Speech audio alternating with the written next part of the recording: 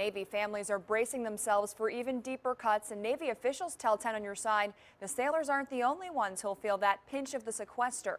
10 on your side's Lauren Compton is live at Naval Station Norfolk tonight, and she's been talking with Navy officials all afternoon about how these cuts could affect Hampton roads. Lauren?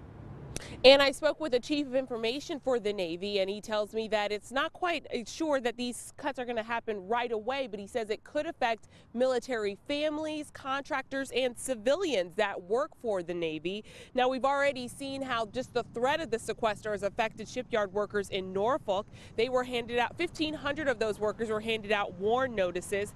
The chief of information for the Navy I spoke with says we could see furloughs of 186,000 civilian workers across the country this spring. Support services for Navy families like healthcare and dental, and also the exchange and commissary could also be affected.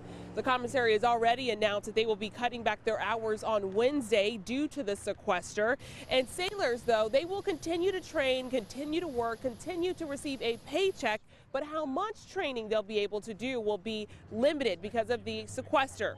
Also, the effects of these cuts could take weeks to actually feel in Hampton roads.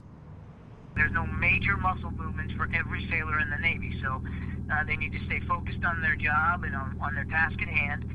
They need to stay plugged into the chain of command, because many of the decisions that will come later on, they're not going to feel these decisions right now. Now, the chief of information of the Navy tells me that it could be April or later on this spring before we actually start to feel those cuts here in Hampton roads. And Navy officials tell me they are still hopeful that Congress will pass an appropriations bill to halt the effects of the sequester. We'll have much more on this coming up tonight at 11.